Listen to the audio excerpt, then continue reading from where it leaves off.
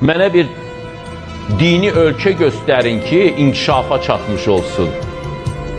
Sən deyəm, bədbəxt. O qədər bədbəxtsə gözündən də xəbərin yoxdur. Sizin bu dəqiqə kataloqlarda, turist səfərlərində, şəkillərini çəkdiyib önündə reklam elədiyiniz sivilizasiyalar hamısı dini sivilizasiyalar olub, vay bədbəxtlər.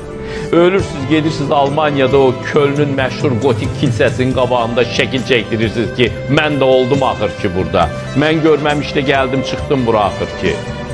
Və o kilsəni çox dini bir sivilizasiya yaradıbdır.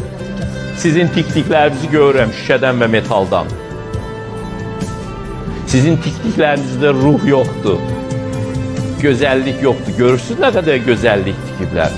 Misir piramidaları belə dini sivilizasiyanın tikdiyidir. Bakının içəri şəhəri bütün Bakıdan daha dəyərlidir. Daha gözəldir. Mirvarisidir Bakının. Dini sivilizasiya yaradıb onu. Görmürlər ha. Görmürlər. Bütün poeziya, Nəsimini, Füzulini, Nizamini, Şirazini, Firdovsini, dini təfəkkür yaradıb. Hələ bunu da çözə bilmirsiniz.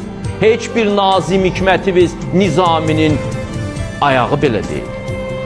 Deyirlər, müqayisə eləməzlər, edərlər. Niyə eləməzlər ki? Böyük də var, böyük də var. Heç bir adı, Nazim Hikməti də çox sevirəm.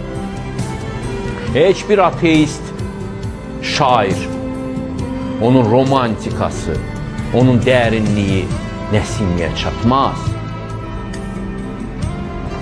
Deyir, dini sivilizasiya nə yaradıb ki? Bir aləm xoşbaxtlıq yaradıbdır, neçə əsrdir xərcləyirik, qurtarmır. Mən də gəldim, girdim şərq fəlsəfəsinə, elə orada da baxdım, dönüb bir qərbi oxumağa zamanım və həvəsində olmalıdır. Ona deyirlər ki, sən gerilik yayırsan. Bulan dəyirmanına su tökmürsənsə, demək gerilik yayırsan. Və biri də belə olsun. Siz maşallah çox iş görürsünüz, mən də bu tərəfdə iş görürüm. Sizin işiniz sizə, mənim işim mənə. Belə. Bizim zaman.